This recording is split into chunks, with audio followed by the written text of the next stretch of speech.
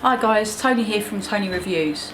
Today we're going to be looking at how to clean your bike, and this is a matte paint special, specifically if you've got an unfaired bike.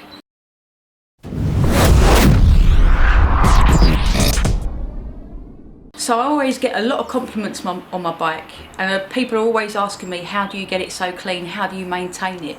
I mean, I ride my bike all the time. I ride it in all weathers. It's not a garage bike, it sits under a sheet. I use it to commute to work.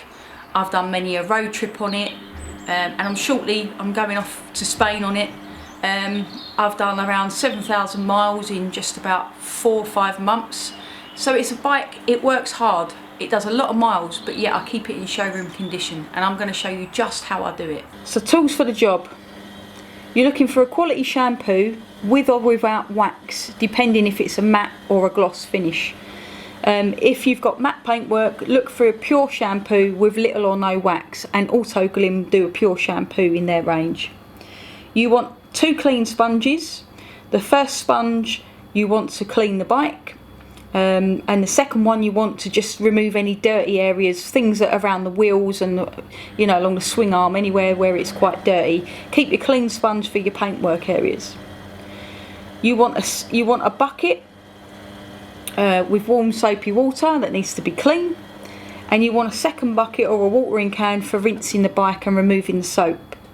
You need a clean microfibre cloth for drying the bike and removing any watermarks. And you need a PTFE spray or a water repellent spray for the engine and parts. You then need a second microfibre cloth for wiping down all the parts that you sprayed with the PTFE spray, so all around the engine. And finally, I use a bit of WD-40 or 3-in-1 spray to lubricate any moving parts such as levers and pegs. So the process I use is as follows. Firstly, I put the bike in the shade. I want the paintwork nice and cool. I don't want it to be hot, because when it's hot, the water dries out, the dirt sticks to the bike, and then you end up wiping the grip all over the bike, and that's the last thing you want. So make sure the paintwork is actually nice and cool. The second thing I do is I rinse the bike thoroughly with cold water all over, and I'll let that sort of loosen any dirt that may be sitting on the bike. One top tip that I particularly do is I avoid splashing water all over the electrical parts and the switches. Obviously water and electric doesn't mix, and so I avoid washing the electrical parts like the switches on the handlebars and stuff. I do that manually later. So I rinse the bike with cold water, I leave it for a few minutes to loosen that dirt. The next thing I do is I give the bike a very quick wash over, starting from the top and working my way down.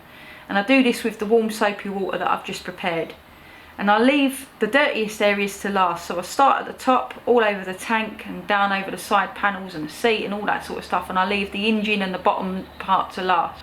And I'm washing my sponge throughout, because I don't want to take any dirt up onto the bike. The bike's very dirty. I'll do this 2 times over, but if it's not too bad, then I'll just do it the once. The next thing I do is I give the bike a more detailed wash, and I'm making sure again that I keep that sponge clean and soapy at all times.